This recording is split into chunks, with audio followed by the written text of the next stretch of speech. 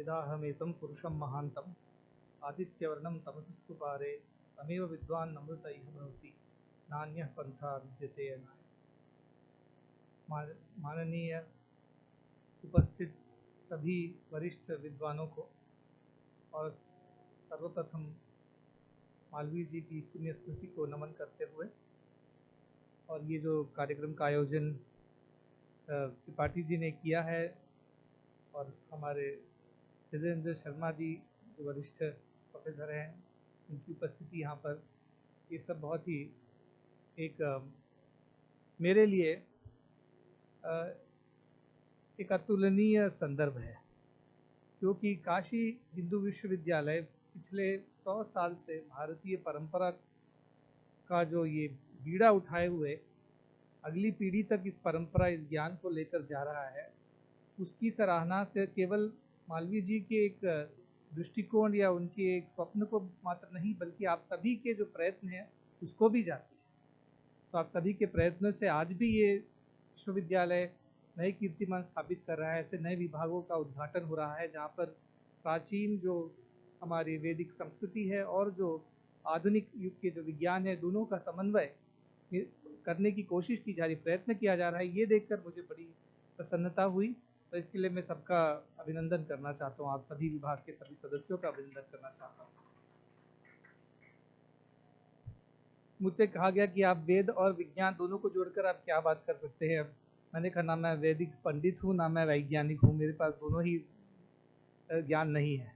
मेरे पास सिर्फ मेरा अनुभव है और मेरा अनुभव वेदांत का अनुभव है, कर्म कांड से परे ज्ञान कांड का अनुभव है और ये अनुभव को मैं आपके साथ साझा कर सकता हूँ। यही जो मेरी संपत्ति है, जो मैंने किसी से उधार नहीं ली है, न ऋषियों से न मुनियों से, पर अपनी अनुभव से जो मैंने प्राप्त किया है वो आप तक मैं पहुँचाने की चेष्टा करता हूँ।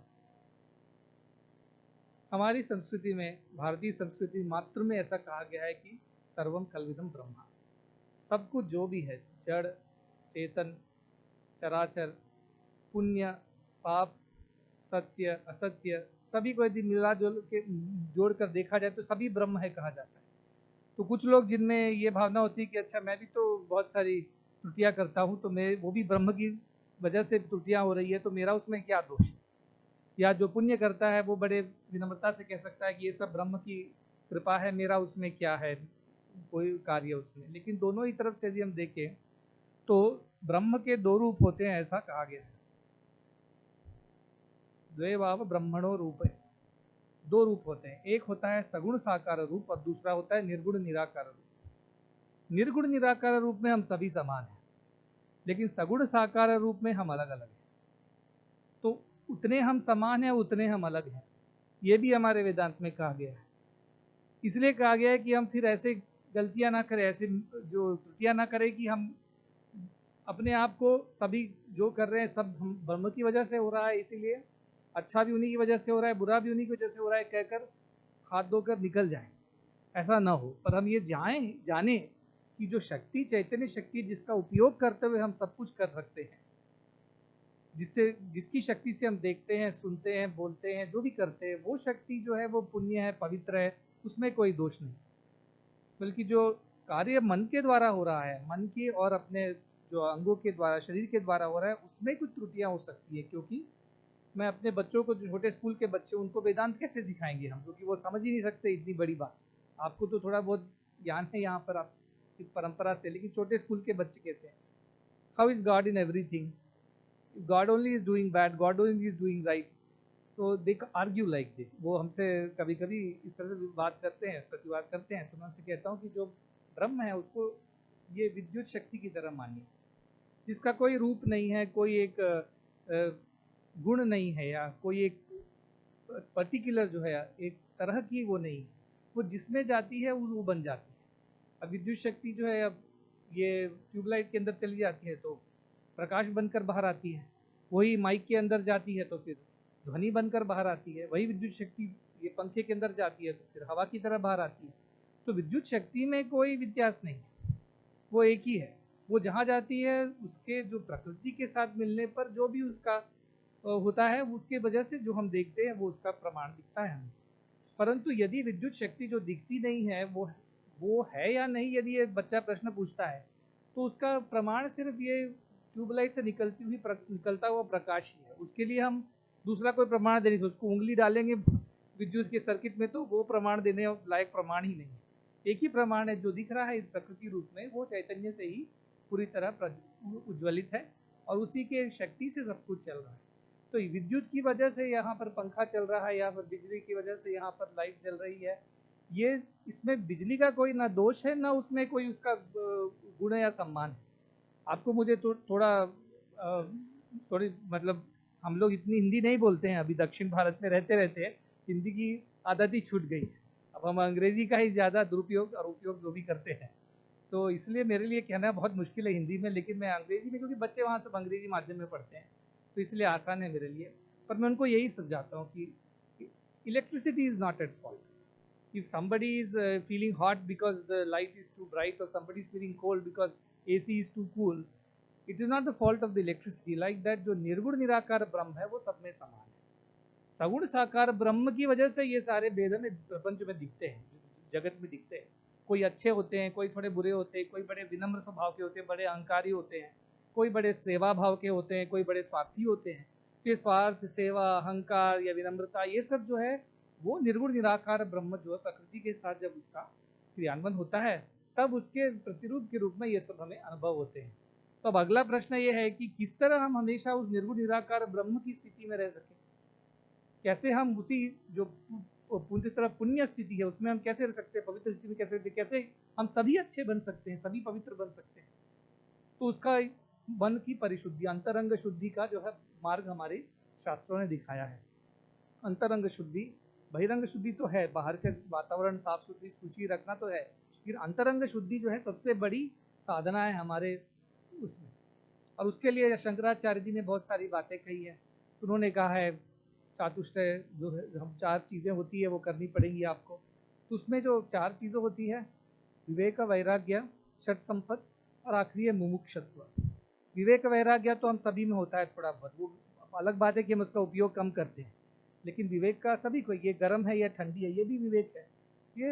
ये जो है वस्तु विवेक है। तो वो हमारे शंकराचार्य बोलते हैं जो विवेक कैसा होना चाहिए, सिर्फ ये बात नहीं कि पुरुष है, ये स्त्री है, ये पहाड़ है, ये पेड़ है, ये विवेक तो सिर्फ बड़ा साधारण विवेक है। पर असली विवेक जो है नित्य अनित्य विवेक की हमें वो सीखने की आवश्यकता है। नित्य अनित्य क्या है, जो भी अनित्य है वो निर्गुण ब्रह्म नहीं हो सकता, जो नित्य है वही निर्गुण ब्रह्म है, बाकी सब सगुण ब्रह्म है, यही कहा है हमारे उपनिषदों में। तो हम बच्चों को यही सिखाते हैं कि क्या करने से आपको शाश्वत सुख मिलता है। छोटी चीज़ें करते हैं, आप पढ़ाई करते हैं, अच्छे मार्क्स मिलते हैं, सुख मिलता है। अगली बार पढ़ाई करते हैं, अच्छे मार्क्स नहीं मिलते तो फिर दुखी हो जाते हैं। अच्छा खाते हैं, खाना खाते हैं, आज अच्छा जो आपको पसंद है समोसा कचौड़ी खा लिया, अच्छा लगा, कल जो है कुछ और बना हॉस्टल में, अच्छा नहीं लगा तो फिर दुख हो जाता है। तो आज हमें कुछ लाभ हुआ तो सुख होता है, कल नष्ट हुआ तो दुख होता है। तो वो जो शाश्वत नहीं है, जो शाश्वत नहीं है वो ब्रह्म नहीं है, निर्गुण ब्रह्म नहीं है। और निर्गुण ब्रह्म के अस्तित्व की जो अनुभव है वही परम अनुभव है, वही आत्म साक्षात्कार है।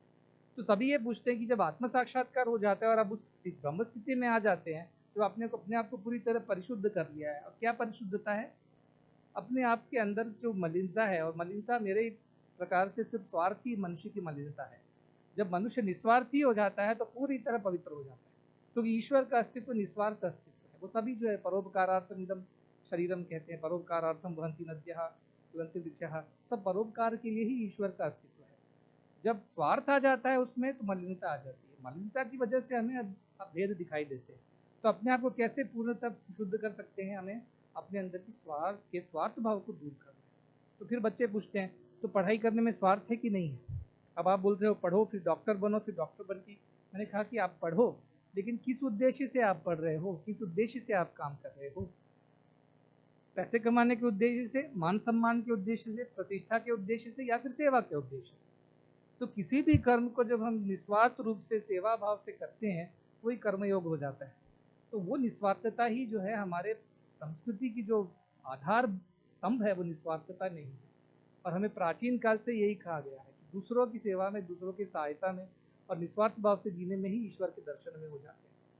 तो आप कोई भी कार्य करिए, मैं बच्चों से कहता हूँ, और उसमें निस्वार्थता से करें। अब मेरे लिए क्या है उसको पूछे नहीं, पहले दूसरों के लिए क्या है इसमें ये पूछे। और उसके बाद अपने लिए कर रहे हैं। जैसे आज बताया था कि इस विश्वविद्यालय का भी के लिए भी जब मालवीय जी ने कहा है कि वो न तो हम कामये राज्यम न स्वर्गम न पुनर्भवम कामये दुख तप्ता नाम प्राणी नाम नाशनम। ये होता है जो ब्रह्मविद होते हैं, उनकी उनकी भूमिका जो होती है समाज में, ये उनकी भूमिका होती है। और हमारे उपनिषद देखा जाता है, लोग पूछते ब्रह्म ज्ञान हो गया उसके बाद क्या हिमालय चले जाएंगे, किसी पहाड़ की गुफा में बैठ जाएंगे, फिर अपने ध्यान में लगे रहेंगे और आनंद में डूबे रहेंगे कि क्या करेंगे? तो मैं कहता हूँ नहीं, आत्मक्रीड़ा आत्मरति क्रियावान कहते हैं, एषः ब्रह्मविदाम वरिष्ठ। ये आता है मुंडकोपनिषद से। ब्रह्मविद कैसे होते हैं? जो ब्रह्म को जानते हैं, अपने आप को पूरी तरह उन्होंने निस्वार्थ भाव से पवित्र कर लिया है। उनका जीवन का हर क्षण जो है किसी दूसरे के परोपकार के लिए रहता है, लेकिन अपने स्वार्थ के लिए नहीं रहता। ऐसे ब्रह्म जो ज्ञाता है वो करते क्या है अपने जीवन में? वो आत्मक्रीड़ा आत्मरति ही क्रियावान। आत्मक्रीड़ा मतलब जहाँ भी जो भी देखते बाहर सब ब्रह्म की क्रीड़ा दिखती है उनको, और जब आंख बंद करते हैं तो अंदर भी आत्मरति मतलब अपने आत्म वो जो आनंद में डूबे होते हैं। और बाकी समय क्या करते हैं? क्रियावान, खाली नहीं बैठे रहते हैं, तो लगातार किसी न किसी सेवा कार्य में जुड़े रहते हैं। तो ऐसे ही लोग ब्रह्मविदाओं की, ऐसे ब्रह्म ज्ञाता की आज हमें आवश्यकता है। मेरा जो अनुभव है, ये पृष्ठभूमि इसलिए मैंने बताई कि यही मेरा अनुभव है। मैं सत्य साई बाबा जी के पास पढ़ा विद्यार्थी के रूप में। वो भी बहुत सारे वेदांत की बातें बताते थे, लेकिन उस समय छोटे थे तो समझ में आती नहीं थी। हमको तो सिर्फ यही समझ में आता कि बाबा ने हमारी तरफ देखा, हमें आशीर्वाद दिया, और वो हमें अच्छे मार्क्स मिलेंगे कि नहीं, हम आगे बढ़ेंगे कि नहीं, उनका आशीर्वाद अनुग्रह बना रहे, यही मांगते रहते थे। अर्थी जिज्ञासु अर्थार्थी, ज्ञानी का तो सवाल ही नहीं उठता था वहाँ पर। और वो बाबा हमेशा बताते रहते थे कि ये सत्य नहीं है, ये तो सिर्फ सीमित सत्य है, पर मैं आपको पहले ये सब देता हूँ, आप जो मांगते हो वो देता हूँ, ताकि एक दिन आपकी जो है तृष्णा जो मैं देने आया हूँ उसके प्रति जागरूक। तो वो आत्मज्ञान देने आए थे। तो पढ़ते पढ़ते जब बाबा का समाधि हो गई, उसके बाद वो उन्होंने मुझे सूक्ष्म रूप में दर्शन देना शुरू किया। अब ये एक और अलग जगत है। जो स्थूल जगत तो हम सभी देखते हैं, जो आप साइंस वाले हैं उनके लिए तो स्थूल जगत ही, लेकिन वैदिक संस्कृति वालों के लिए एक सूक्ष्म जगत भी है, जो स्थूल जगत से कहीं कहीं कहीं बड़ा है। और बाबा जो थे वो स्थूल रूप से जब सूक्ष्म रूप में आकर उन्होंने मुझे निर्देशन देना शुरू किया कि ऐसा करेंगे, ऐसा आगे हम अपने कार्यक्रम बढ़ाएंगे। यूनिवर्सिटी भी स्थापना उनकी प्रेरणा से हुई। तो वो मुझे ऐसे ही दिखा जैसे कि आप दिखाई दे रहे हो, बस फर्क इतना होता है कि हम छू नहीं सकते, वो पंचेंद्रियों के परे है, तो उससे हम अनुभव नहीं कर सकते, लेकिन मन से अनुभव हो जाता है। तो सूक्ष्म रूप रह के बाबा ने दिखाया। फिर मुझे ये बताया कि ये जो है ये सभी के लिए है ये अनुभव। ऐसा नहीं कि कोई व्यक्ति जो किसी कुल या किसी संप्रदाय में पैदा हुआ उसी के लिए है, तो ये सभी के लिए समान है, लेकिन परिशुद्धता होनी चाहिए। फिर हमको उन्होंने सिखाया किस तरह निस्वार्थ भाव से सेवा के द्वारा अपने अंतरंग को परिशुद्ध कर सके। तो जब हर क्षण हमने दूसरों की सेवा में लगा दिया और कोई भी स्वार्थ नहीं रखा, जैसे आप यदि पूछेंगे मेरे पास बैंक अकाउंट है, नहीं है, एक अकाउंट है वो इसीलिए है क्योंकि विदेश जाने होते हैं तो वीज़ा के लिए हम लोग को कुछ स्टेटमेंट देना पड़ता है, 6 महीने का, वीज़ा नहीं देंगे, सिर्फ उस कार्य के लिए, वरना अपना कुछ भी नहीं। जब उन्होंने मुझे कहा कि ऐसा जीवन जी सकोगे तभी तुम्हें आत्मानुभव प्राप्त होगा, कोई और माध्यम से आत्मानुभव प्राप्त होने की संभावना ही नहीं, तब मैं उनको पूछता रहता था कि मुझे वो आत्मा अनुभव चाहिए जिसमें सब लीन हो जाते हैं, आनंद की अनुभूति होती है, परमानंद की अनुभूति होती है, वो ईश्वरीय सत्ता का ज्ञान होता है। मैं उनसे पूछता रहता, तो वो कहते थे कि कच्चे घड़े में पानी भरेंगे तो घड़ा टूट जाएगा, ऐसे कहते थे, क्योंकि आप कच्चे घड़े हो, अभी पके नहीं हो, अब पूरी तरह तैयार नहीं हो, तो आपके अंदर में आत्मज्ञान नहीं भर सकता, वो सह नहीं सकोगे, कहते थे। पर एक दिन ऐसा आया जब ऐसे काम करते करते उनके साथ रहते रहते उनके जो सूक्ष्म दर्शक जो होते थे, उनका जो आज्ञा निर्देशन मिलता था, उससे फिर एक दिन ऐसा आया जब पूरी स्वार्थ जो था वो पूरी तरह समाप्त हो गया। फिर हर क्षण हर पल जो है दूसरों की सेवा में लगे। उसके अंतर्गत देखिए 12 साल के अंदर 15 अस्पताल खुले, सब निःशुल्क चलते हैं, मेडिकल कॉलेज खुले निःशुल्क चलते हैं, 30 स्कूल्स और कॉलेजेस खुले निःशुल्क चलते हैं। और एक आज जैसे हम खड़े करीब 90 लाख छात्रा और छात्राओं को सरकारी शालाओं में सुबह का जो भोजन मिलता है, उपहार होता है सुबह का, वो मिलता है, वो भी पूर्णतः निःशुल्क मिलता है।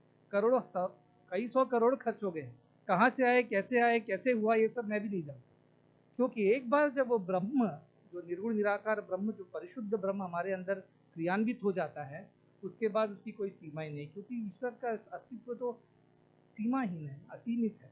तो वो जो भी करते हैं वो सब असीमित हो जाता है, शक्तियाँ जो सीमित हो जाती हैं, हमारे अनुभव असीमित हो जाते हैं, और आनंद तो है ही, हर समय वो आनंद की अनुभूति तो होती है। जब आप किसी के लिए कुछ थोड़ा भी करते हैं तो आनंद होता है, और पूरा जीवन ही उसके लिए आप यापन कर देते हैं, तो आनंद ही आनंद है।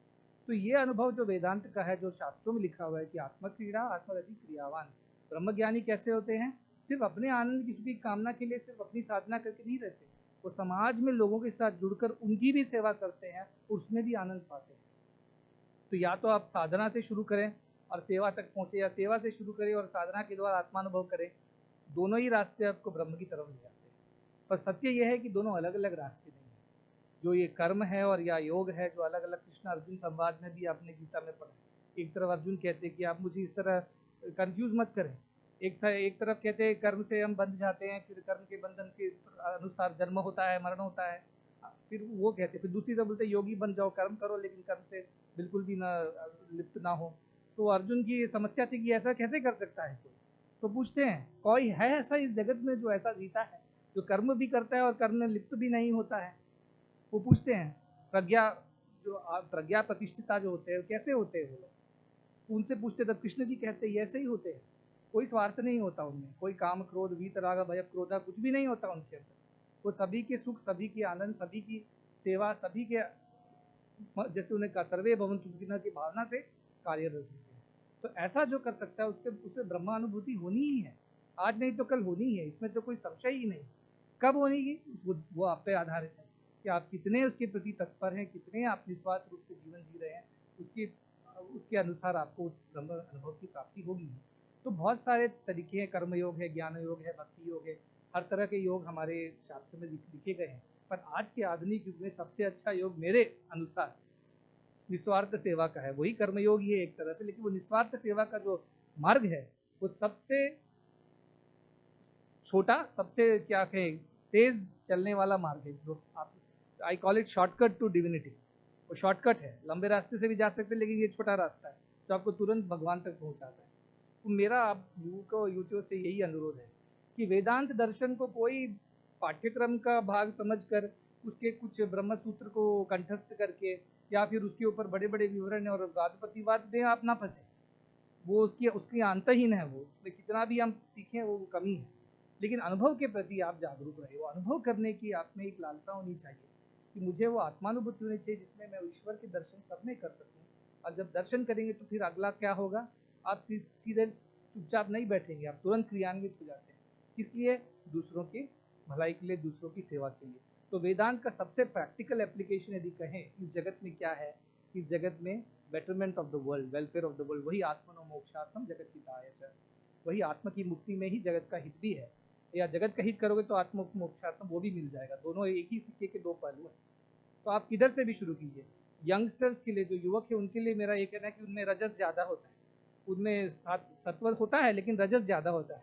तो आप उस रजस को अच्छी दिशा में आप लगाएं, सेवा की दिशा में लगाएं, सीखें ज्ञान का, आप सीखें इस जो विश्वविद्यालय में आप पढ़ रहे सीख, लेकिन उसका उपयोग जो है उस निस्वार्थ सेवा के लिए। तो मुझे सैलरी मिलेगी, फिर मेरा प्रमोशन होगा, ज़रूर होगा, क्यों नहीं होगा। जो मिलेगा वो एक ईश्वर प्रसाद के रूप में आप ग्रहण कीजिए, और जो आप कर रहे हैं वो ईश्वर को नैवेद्य समर्पित करते हैं, ऐसा सोचकर आप कार्य कीजिए। बस ये दो प्रिंसिपल आप फॉलो कीजिए, जो भी मैं सीख रहा हूँ कर रहा हूँ वो ईश्वर को समर्पित है, और जो कुछ भी उससे आता है, मान सम्मान प्रतिष्ठा हो या जो भी उसके, चाहे वो एक छोटा सा सैलरी ही क्यों ना हो, सब जो ईश्वर प्रसाद के रूप में आप ग्रहण करके चलते रहिए, और एक न एक दिन आपको वो ब्रह्मानुभूति होनी ही है, वो निश्चय है। मैंने बच्चों को भी, अपने छोटे छोटे बच्चों को भी यही कहा है कि देखिए आप पहले तो ये अपने मन से निकाल दिए कि मैं पापी हूँ, पापात्मा। तो वो हमारे मंत्र वाले कहते हैं और मैं नहीं कहने देता हूँ पापो हम पापो हम, मैं कहता हूँ नहीं बोलो मत ये, क्योंकि तो उससे मन में बैठ जाता है कि मैं पाप करने के लायक ही हूँ, और पाप करता हूँ जब उसमें गलत क्या है, क्योंकि मैं तो पैदा ही पापी हुआ हूँ। तो वो भाव ही निकाल दो, हम लोग भगवान ही है, हम ईश्वर ही, हमारी सत्ता ईश्वरी सत्ता है, लेकिन उसकी अनुभूति नहीं हो रही है। क्यों? क्योंकि कुछ तो त्रुटियाँ हमने हैं, कुछ तो है जो नहीं हो रहा। यही लाइट जो है लाल रंग के बल्ब से निकलेगी तो लाल प्रकाश के रूप में दिखाई देगी, वही पीले रंग के बल्ब से निकलेगी तो पीले प्रकाश के रूप में दिखाई देगी। प्रकाश का कोई अस्तित्व नहीं, प्रकाश का कोई गुण नहीं, वो तो कलरलेस है, लेकिन वो जिसके माध्यम से आ रही है उसके माध्यम से अब रंग रंग बढ़ जाते हैं। तो मैं बच्चों को ये कहता हूँ कि आपका मन जब पूरी तरह परिशुद्ध हो जाएगा, जिसमें अहंकार ममकार की भावना पूरी तरह समाप्त हो चुकी है, वही मन परिशुद्ध मन है। जिसका मन वैसा हो जाएगा, उस मन से जब ईश्वर प्रकट होंगे, उनकी अभिव्यक्ति होगी, तो वो पूर्ण रूप से ईश्वरीय अभिव्यक्ति होगी, उसमें मानव या फिर दानव तरह की जो भी मलिनता है वो नहीं दिखाई देगी।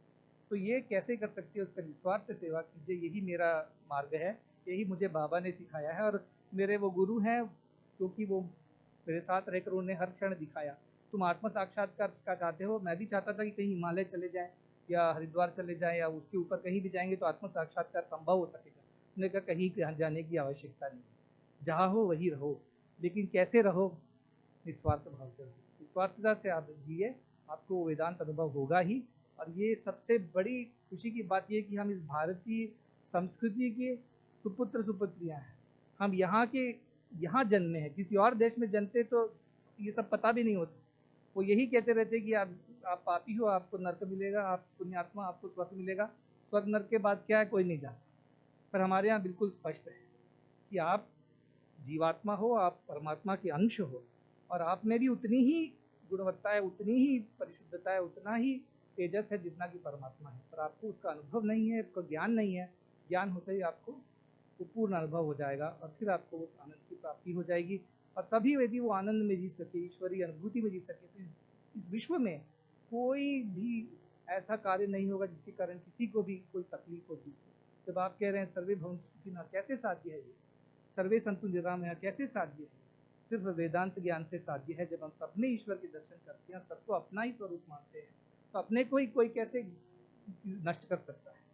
सभी की सेवा, सभी से प्रेम, ये बाबा का भी जो संदेश रहा है, उसी संदेश में चलते हुए हम आगे का भी कार्य कर रहे हैं।